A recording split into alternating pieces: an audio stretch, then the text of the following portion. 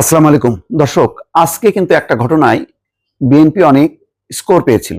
সেটা হচ্ছে মির্জা ফখরুল ইসলাম আলমগীর জামাতের আমির ডাক্তার শফিকুর রহমানকে দেখতে ইবনে সিনা হাসপাতালে গেছেন। সাথে ছিলেন ডক্টর আব্দুল মঈন খান। এটা যেখানে জামাতের এত মহাসমাবেশ, বিশাল মহাসমাবেশ, সেই সমাবেশকে ছাড়িয়ে কিন্তু এটাও একটা উল্লেখযোগ্য একটা ঘটনা ছিল।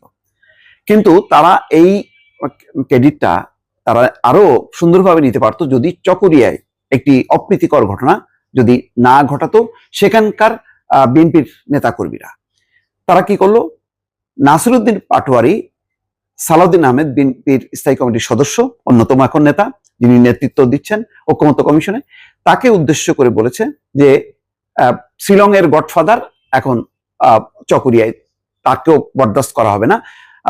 নাহিদ ইসলামও বলেছেন যে কক্সবাজারকে গডফাদার মুক্ত করা হবে। বোঝাই যাচ্ছে এই বক্তব্যগুলো এখন হচ্ছে বিএনপিকে উদ্দেশ্য করে। আর পুরো কক্সবাজারের উপর যেহেতু সালাউদ্দিন আহমেদের একটা রাজনৈতিক প্রভাব আছে, সেই প্রভাবকে ক্ষুণ্ণ করার জন্য এমন বক্তব্য দিয়েছে।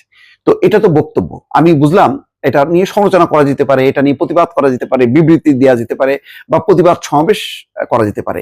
কিন্তু তাই বলে তাদের পূর্ব নির্ধারিত যে সভামঞ্চ ছিল চকরিয়াতে, সেই চকরিয়ার সেই সভামঞ্চ উপর হামলা করাটা কি ভালো হলো? এটা যৌক্তিক?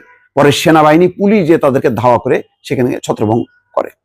এখন কথা হলো যে কয়েকদিন আগে যে ঘটনাটা গোপালগঞ্জে হলো এবং সবাই রাজনৈতিক দলগুলো নিন্দা করলো যে মুজিববাদ মুর্দাবাদ এই কথা বলার কারণে নাকি সেখানকার গোপালগঞ্জের লোকজন উত্তেজিত হলো এবং হামলা করলো। যদিও হামলা তারা আগে থেকেই করছিল, কিন্তু পরে সেখানে গিয়ে ওই যে মুজিববাদ মুর্দাবাদ বা বঙ্গবন্ধুকে অশ্রদ্ধা করে বক্তব্যের কারণে নাকি সেখানে মানুষ ক্ষুব্ধ হয়েছে।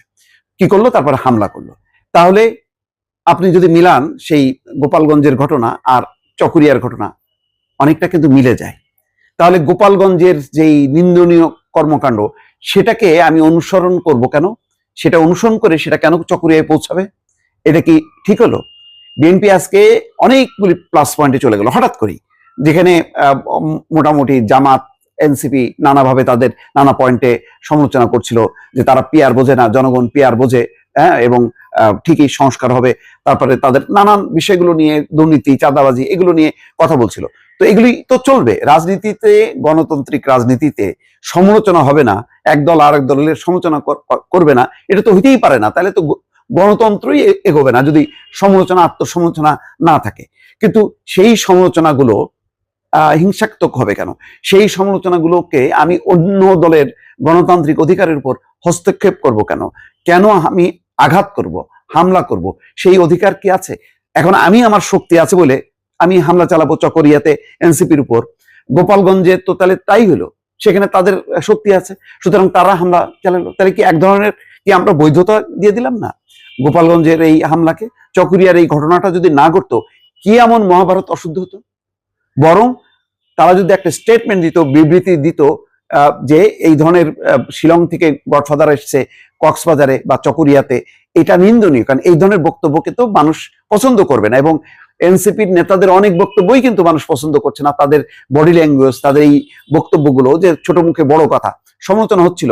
কিন্তু আমি যখন আঘাত করব, হামলা করব, তখন কিন্তু চিত্রটা পাল্টে যায়। তখন কিন্তু ওই সমালোচনাগুলো তখন চাপা পড়ে যায়, তখন ওই ঘটনাগুলো সামনে আসে। যেমন গোপালগঞ্জের ঘটনাটা কি, যে এনসিপির নেতাদের উপর হামলা করেছে, তাদের প্রাণ নাশের চেষ্টা করেছে, এবং সেই কারণেই কিন্তু অ্যাকশন চলছে। এখন ধরেন ওই যে হামলা করলো, ওই ভিডিও ফুটেজ দেখে দেখে যদি সেখানে পুলিশ, সেনাবাহিনী অভিযান চালায়, আপনি কি এটাকে নিষিদ্ধ করতে পারবেন? না করতে পারবেন, কারণ গোপালগঞ্জেও তো একই ঘটনা ঘটছে। এটা মাত্রা কম হইতে পারে, কিন্তু অপরাধ তো অপরাধ, সেটা ছোট হোক বড় হোক।